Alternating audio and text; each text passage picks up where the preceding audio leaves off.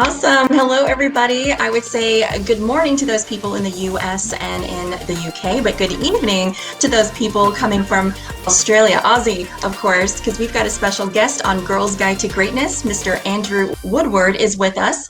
Andrew is a chartered accountant, chartered company secretary and director, and spent more than 25 years in finance. After creating his own multi-million-dollar portfolio and seeing so many people struggling with money, he decided to share his passion for simple wealth creation strategies with others.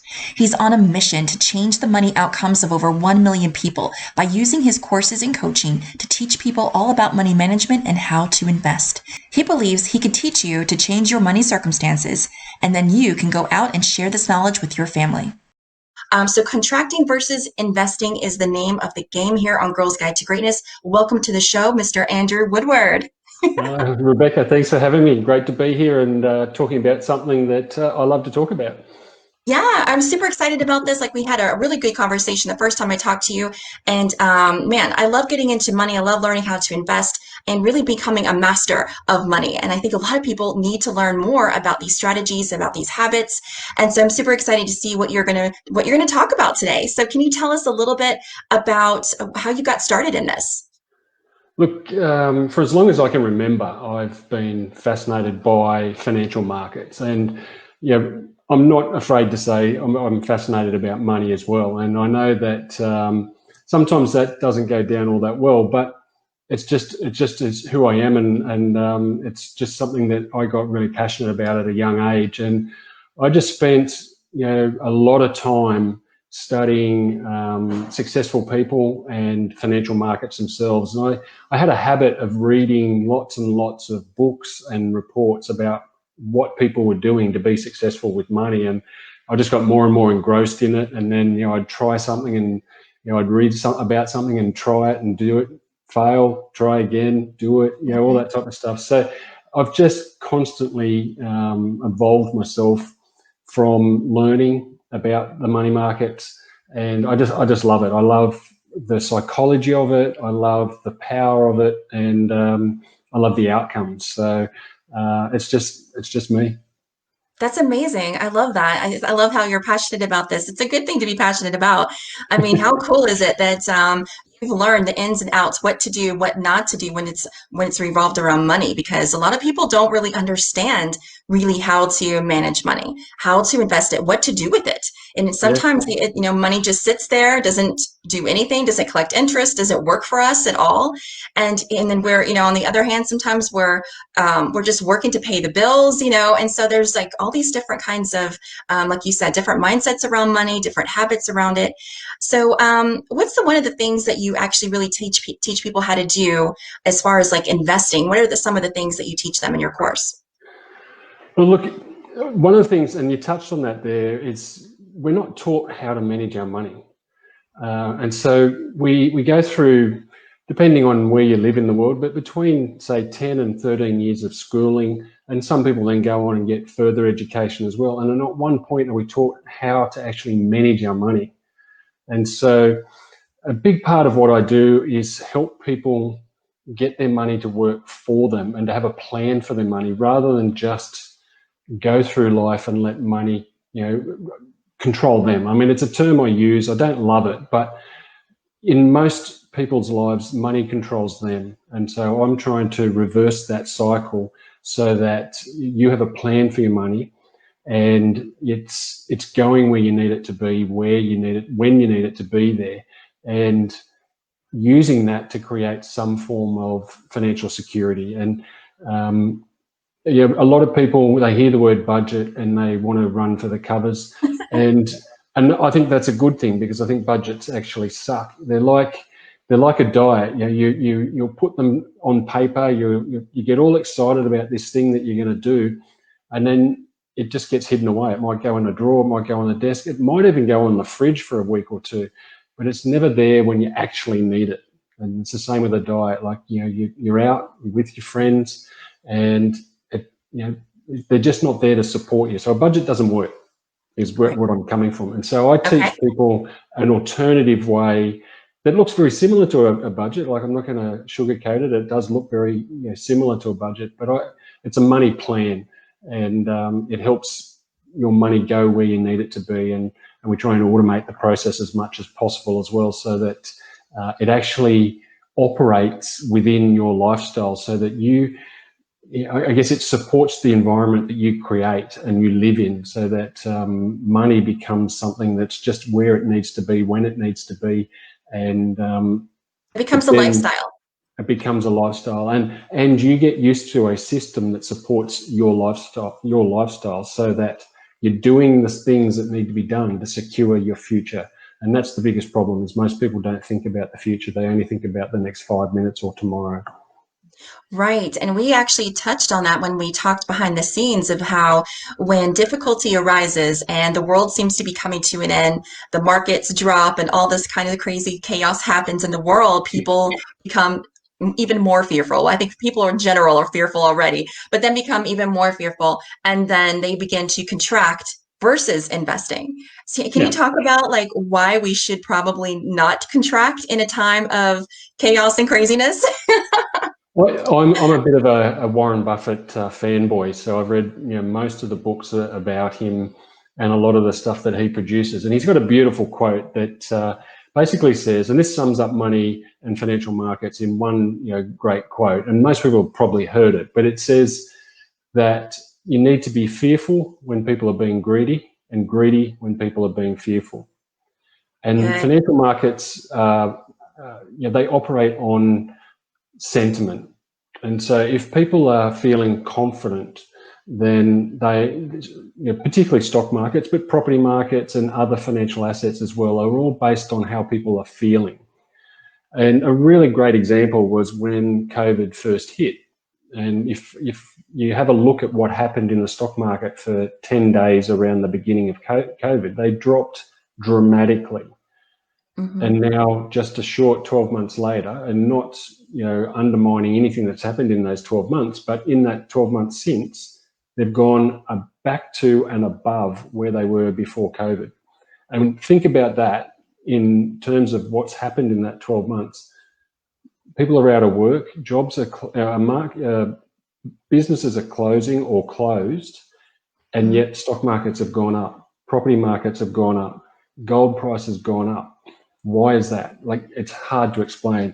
Well, the simple way to explain it is the people who follow Warren Buffett have all seen the prices go like that and gone, now's the time to be greedy, because everyone else is being fearful. So the smart people jumped in and bought everything and brought it all the way back up to where it was and beyond. And so, fear is a massive thing when it comes to money. People are scared to talk about it, to admit that they might need help, that they don't know what they're doing when it comes to money. Like, these are really strong fears that people have. And so part of what I see my role and my job is to demystify money and remove the fear, and not necessarily make it or gamify it, but I try as best as I possibly can to make money fun. And one of the reasons I love what I do is when I get to see people invest for the first time, or to complete their money planner and say, wow, I now know what I'm going to be doing with my money, not just tomorrow, but for the rest of the year and forever, beyond this point. And so I get a little bit excited when the emails come in and say, I bought my first stock today, or I bought my first property today. And I keep them all, obviously, because they're a great thing to read when you're not feeling the love. So you can go back and refer to them.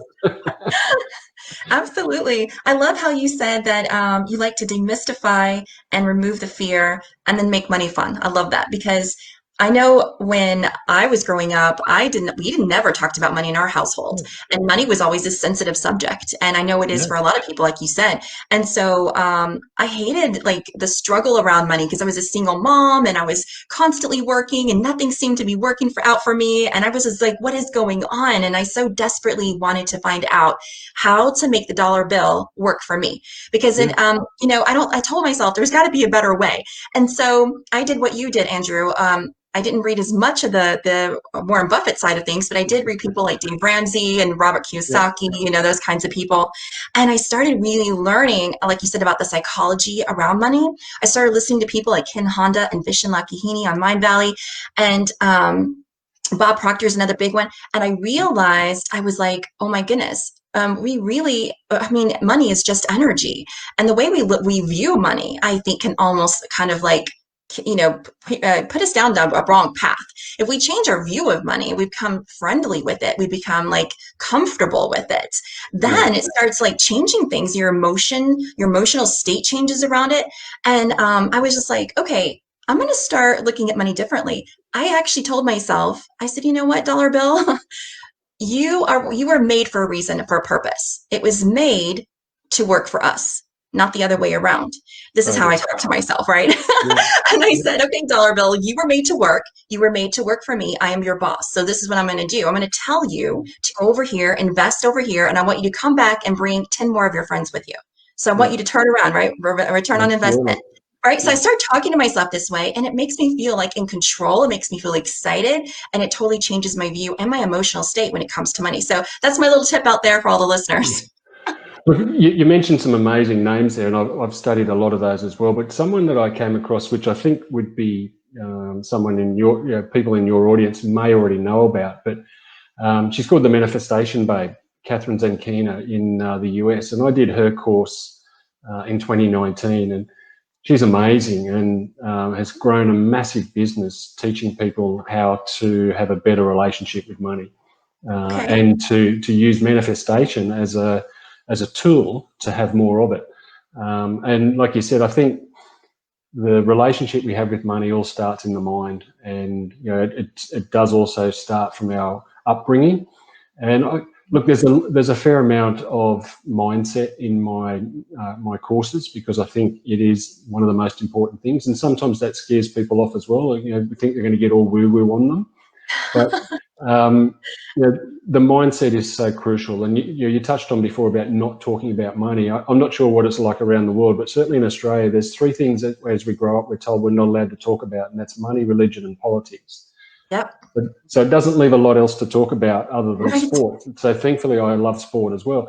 But there's this mindset of, I can't talk about money, and so that's again builds up this fear. It's like, if we can't talk about it, there must be something wrong, or there must be something about it that Right. creates this mystique about money, and that is a barrier that I spend a lot of time trying to break down.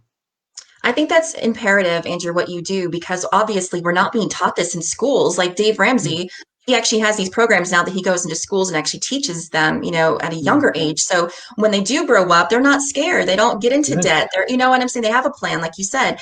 And so I think it's imperative for people like you to teach us adults that how we need to address our money, how to manage it, because we were never really taught. And so I think that a lot of our money wounds. I got that term from another coach I work with. I think Yeah. a lot of times we deal with those old money wounds, those old outdated mindsets, because they're so ingrained in us. That's all we know, because that's what we grew up with. And so it's got to be up to us to make a choice to change. And we got to say, you know what? That old mindset of how money works is not working for me. I do not like being broke. I do not know. I don't like being scared that I'm not going to make my rent payment, that I'm not going to, because I've been there. I know exactly what that mindset is like. Oh, And it's totally. not happy, right? It Yeah. sucks. And so I Yeah. think it's imperative that, especially we as entrepreneurs, as career people, as moms, as parents, everyone needs to know, really get a good grasp on this, that it's their responsibility. I think Grant Cardone says that it's our responsibility to become rich, because then we can take care of our family and we can That's leave a right. legacy, right? We can set them up for success, and we're not struggling all the time. Imagine, and I'm so passionate about this, Andrew, because I'm a parent and I've been It's there. good. And I'm like, okay, so imagine what your kids are seeing. If you have children out there, guys, if you have kids, they're watching you. They are watching your spending habits. They're watching your investment habits. They're watching your mood and your attitude towards money. If you're always stressed out, guess what? They're going to be later on, they're going to be stressed out. And I know that for a fact, because my daughter saw me as a struggling single mother. And she now, even she's really great with money management, she still is fearful. She's a small fear of going broke or being struggling. She doesn't want to be there like she saw me. So it's Yeah. important we take responsibility. Yeah, and part of that is that it's almost a double-edged sword, because some people might grow up in a family where money flowed really easily, and then when they become an adult, they can go two ways. So they can either live in this world where money does flow easily for them. And the people where money flew or comes in easily when they're younger tend to be better with money because it's never been hard. And so they don't have this mental block about money being hard. So if we think money's going to be hard, it will be hard. If we think it's going to be easy, it'll be easy. It'll be easy, so those people who've been brought up in a world where money flowed really nicely and easily, it tends to flow easily for them when they get older. The flip side of that is if you grew up in a household where money was tough and you struggled with money, or you were taught that money is hard to come by, so you've got to hang on to it. You can, when you get older, you can go the other way and say, I'm sick of living where money was hard for me, and it'll come in and go out just as quickly. And you suddenly become a problem in that you just live off debt because you can't hang on to any money because you're trying not to be what your parents were. And that's another problem that you find and you have to deal with. So I go through that a lot in one of my webinars about there's some mindset questions that I ask people to answer, and how you saw money as you grew up is a big factor in how you're going to deal with money as you get older. And so teaching our kids at a younger age is a really important thing. And so as soon as my kids were old enough to understand my money planner, I got them set up and took them to the bank and got all the bank accounts set up and automated everything. And my kids are very rare in Sydney, in that they're probably the only two kids in our friends whose parents didn't buy them their cars. They bought their own cars because they had the money. So, that's amazing.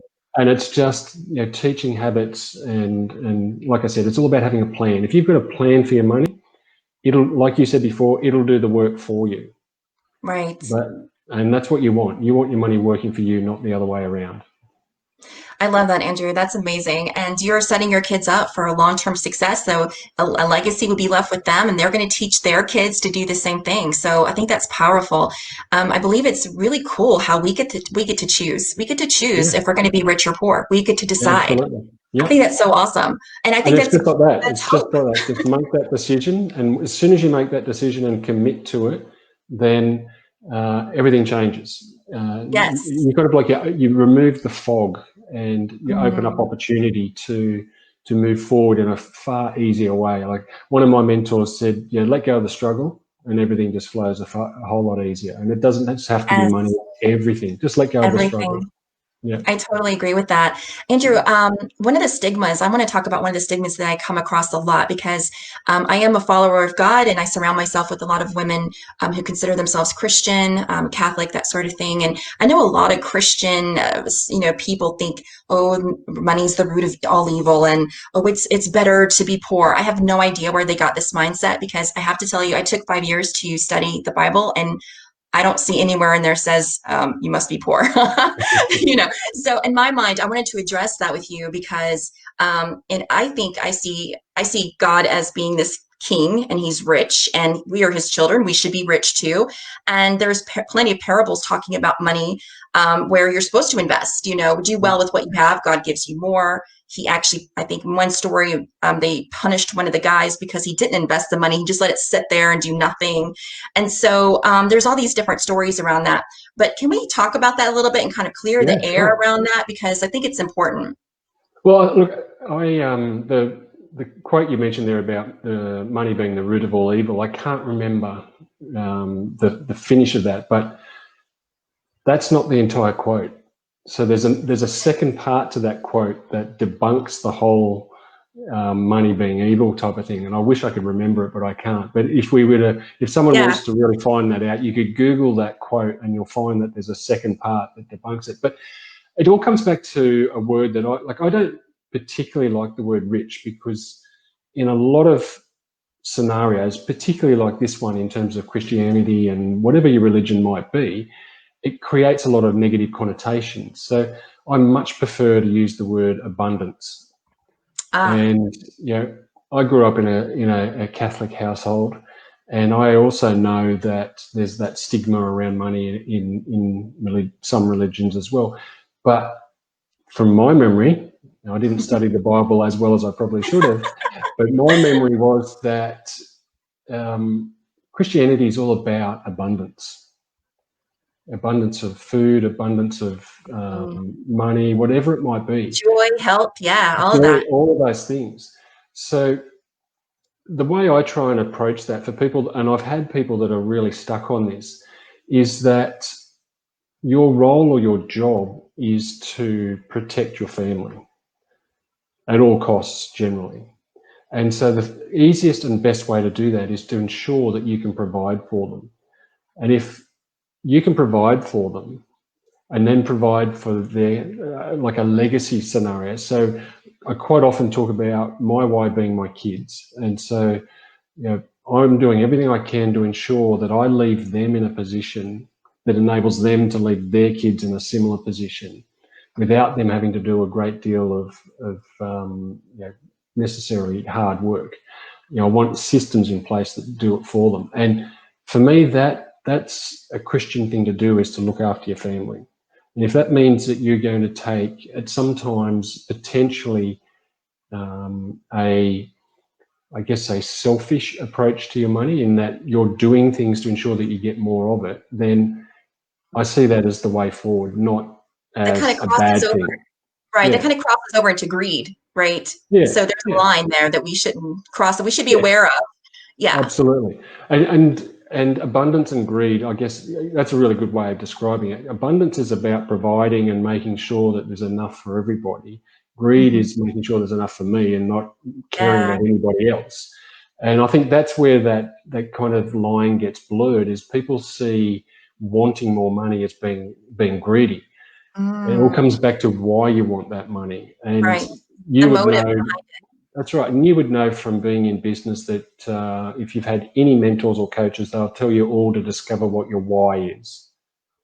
And if your motives are about your why, then there's no greed there. It's all about abundance. And I think that deals with the whole, whatever religion it might be. I think if you're coming from it from the perspective of your why, and in most cases, like my why is my family, and that 1 million, my mission to impact 1 million people with better money management. And if I do that, then I'm creating more abundance for everybody. And I don't see that as a bad thing. I see that as a good thing. And I don't see money as the root of all evil. And that quote almost came to me then. And I have it right here. We got Wananda, who gave us she looked it up for us. She says, the love of money is the root of all evil. Therefore, selfishness must be the seed. So just like you were saying, all about the person. Yeah. Thank you, Wananda, for that. Well done. So Andrew, that's the thing too, is that I learned from all my studies with Dave Ramsey and Robert Kiyosaki also, is that, and in my own experience, definitely, is that, if you're not wealthy, if you're not abundant, how can you give to others? How can you support causes? How can you change lives and make an impact? For me, when I was younger and struggling and people came to me for help, I had to say no. I couldn't give anything I didn't have. So I feel that it's a good thing to be rich, because then you can help others become rich too and change a life possibly. And that excites me. One of my very, very early coaches, I'm talking over 20 years ago now, one of the things that he taught me very early on in the piece was that charity begins at home.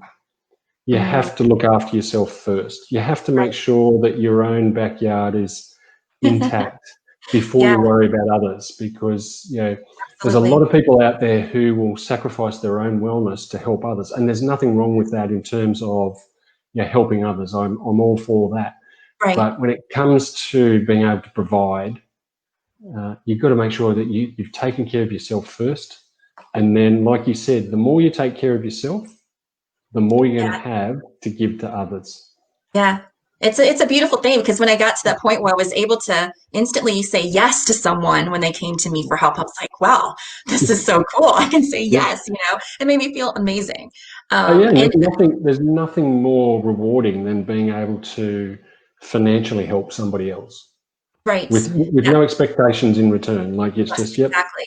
And it comes back to you. all that goodness you're putting out into Tenfold. the universe is Yeah. yeah, exactly. So Yeah. it's amazing. Andrew, I would love to get into a few tips. Could you give our listeners and our audience just a few tips on how they could possibly start looking at maybe doing investing better, or looking at their habits or mindset, whatever you want to leave them, some helpful tips they can do right now?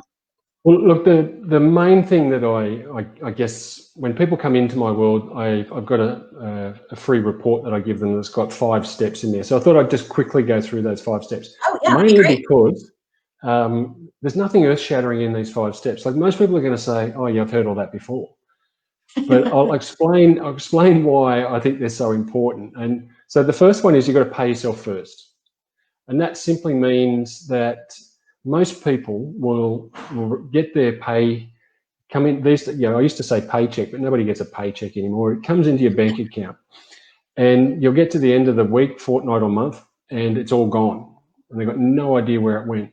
And the first thing I'll say to them was, how much did you pay yourself? Like you did, let's say you did 40 hours work last week. How much of that did you keep for yourself? And they'll say, "Oh, well, I might have bought this pair of shoes," or I might. It's like, yeah, but that's not going to help you out in 10 years, 20 years, 30 years, or 40 years. We've got to start thinking longer term. So the first one is pay yourself first, and it's a mechanism I use to help people do that. Like some people will talk about, like Dave Ramsey's one, he'll talk about 10% or 15%. Right. I'm not into the percents because I don't think they necessarily work with your lifestyle. So the money planner I use helps us kind of reverse engineer a number, and then we decide from there whether we want to make it bigger or smaller. So the first one's pay yourself first. The next one is live within your means. And again, like nothing earth-shattering there, but basically it's spend less than you earn. Like it can't be any more simple than that. But we make it difficult, and the world makes it difficult for us. Credit cards, Afterpay, all those type of things are all designed to separate us from our money. Well, Andrew, we all need the new and latest iPhone. Come Of on. course you do, absolutely. And why not? But so yeah, live within your means is the second one. And again, the money planner helps people make that happen. And that's where the automation process comes in, which is part of my course. The second one, or the third one, sorry, is protect yourself. And so this one is, again, one that people may have heard before, but it starts out by having an emergency buffer, which I teach people to have 6 months, but 3 at a minimum. 3 months of your living expenses in a separate bank account that you don't touch, so that if something like a pandemic happens, at least you've got a buffer there to go and use, and if you need it. And then there's things like Andrew, insurance. I was going to say that the 3 to 6 month buffer, I like that. I know I've heard that before with Dave, but I like the way you said it, protects you, to protect yourself. I think I'm going to change my language, because I know language is powerful. Because before I would use 3 month emergency fund, but emergency kind of, that's not, and that's a kind of a negative connotation. So maybe I could say this is my protection fund. I like that. I think I'm going to change that. Absolutely. Thank you. Yep. So you can have 3 to 6 months in a bank account. There's insurance policies you can get depending on where you are in the world that will add to that. Things like income protection and things like life insurance and stuff like that. So they're more advanced things that people who can afford it in the initial stages, I recommend do it. If you can't, then we just worry about getting that protection fund in place. I'm already changing my language as well. So, Awesome. but it's a really crucial part, and a lot of people will want to skip over that part and get to the fun stuff. But I think the pandemic has just demonstrated so dramatically why that is so important, and I harp on it a lot in my course, because I see people, I can literally see them skip over the module and go to the fun stuff. Yeah. I'll send them an email and say, I noticed you skipped this module, let's go back and get that sorted. But Right. it's that Andrew, important. set it up where they can't skip it. You're going to have to do it before you go to the next level. Sorry, guys. Right. Yes. I try not to be that bad, but it makes sense. You're nice, Andrew. And then the fourth step is, we've talked about this already, but it's make your money work for you. So it's get investing. So you want to get some of that pay yourself first money. You want to then be investing that.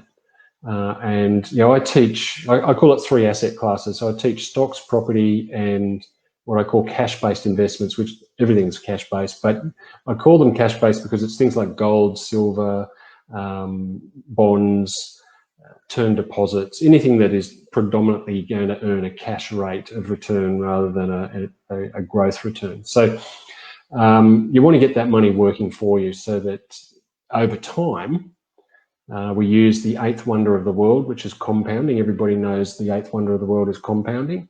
We use the power of compounding so that that money over time is a large sum of money. And then the fifth one, and this is the hardest one, this is the one that in, I guess, the normal world, 96% of people struggle with the fifth one, and that's action. You've just got to do something. And that comes back to the fear that we talked about before, and overwhelm and time and all these reasons why they can't do it.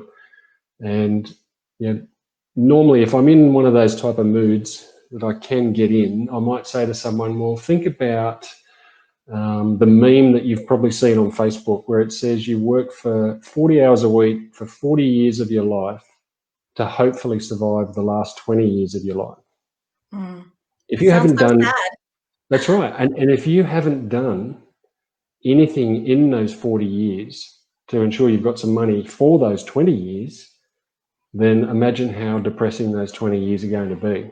And it could be longer, who knows? But, action is something that, we as human beings seem to resist so much. And like, it may not be in your space or my space in terms of the people that I interact with, because most people, you attract like-minded people, and so your audience and my audience are probably all going to be action takers. But the reason why, the statistic in Australia and the US is very similar, but only about 4% of people retire with enough money to live on. 4 in 100 people have enough money to live on, and so they're relying on the government to feed them in retirement, and it's a scary thought. I definitely don't want to be in that place, and I'm sure our nobody listeners wants don't to want be either. Nobody wants to be. So I joke a little bit about action being the hardest one. Clearly it's not, but it seems to be the one that most people struggle with. And so they're my 5 steps. I call them my 5 steps to financial freedom. I've got a report that people can access to get that for free with a little bit more detail. And then I built a course around it where in the course you get, again, more detail, and you get a few resources, including my money planner, which shows you how to do all these steps, automate as much as possible so that it fits around your lifestyle. Awesome. Yeah, I love this. And I think that the action, that last step, Andrew, is why people like you are needed, because you get to help them hold their hand, help them take that first step, and let them know they're not alone. They have the support they need. They have the community that they need, and just, let them know that you're there for them. So I think it's important what you do, and that they know that they don't have to take that action step, that first scary step by themselves. So that's great. Yeah, and we talked about that at the beginning where I said, what's the like one of the favorite things about what I do is getting those emails from people saying, I've done my money plan, or I've done my first investment, I made my first profit on a trade. It's like, how good is that? That's awesome. And that's that action that, and then I teach them that it's incremental action. So a lot of people see money and investing as being this massive thing, but you can do it an hour a week. Once you've got some process in place, you can do it in an hour a week, and it almost becomes boring. Not for me. That's always nice. My money's working for me in the background. I don't have to worry about it. I like it. That's right. Set and forget. Well, I get excited about this subject, obviously. I'm very passionate about it because I want to win, and I want to see my friends and family win. I always want to show up better in the world, and we have the opportunity to do that every single day. We can do something today to change our circumstance. We don't have to get stuck and stay stuck. And I think that's just amazing to me that we have the power to make a change. And so I hope that people got inspired by Andrew's amazing strategies and stories, and I hope you learned something from this. And if you want to reach out to him, we'll have all of his information in the notes and show notes. So be sure to reach out to him. Don't wait. Don't keep waiting. Don't keep putting it off. This should be priority. We all know what it's like not to have money in your bank account, and not having money come in, and not being able to support your family the way you want. make this a priority. Put it at the very top of your calendar right now. Do something right now. It's the start of the year. It's the best time ever to get these things in place. The start, January, still January for another week or so. So Yeah, we can still say it's the absolutely. start of the year, but this is the type of things that if you get them set at the start of the year, the rest of the year just works for you. Absolutely. Have fun with this, guys. I know I am. I get excited about learning about how to invest and what I'm going to invest in next and all the good things out there that can actually help you really succeed on every level of your life. So get excited about this. And like Andrew said earlier, have fun with money. Have fun with it. Enjoy it. It's here for us. It's here to help us prosper and to be abundant. Right, Andrew? It's just a tool. It's just a tool. And like T. Harv Eker says, money's just energy. So Yes. everything is energy and money is just energy. So Oh, I love that. have it come flow to you. Have it flow to you. Breathe it in. It's just I feel that energy or money is just like air, and air is abundant. It's all around us constantly. And I feel the same thing with money. It's out there all around us. We just have to breathe it in, let it flow to you. That's right. Andrew, this has been so much fun. I am so excited that you were on the show today. And you're going to be able to hear Andrew all over the place. We're going to have him on YouTube, on the podcast, on iTunes and Spotify. So make sure you check him out again. Take notes because you're going to want to hear him, and then sign up for his course. Make sure you get your money working for you. All right, guys. Thank you, Andrew, so much for being on the show. Me. And look, if people do sign up, make sure you let me know that you heard Rebecca's podcast or YouTube, wherever you heard us. Let us know, and we'll make sure we take extra special care of you. Woo-hoo! Awesome. Thank you very much. Thanks, That Rebecca. is awesome. Thank you. And thank you so much, Facebook. We will see you on the next episode.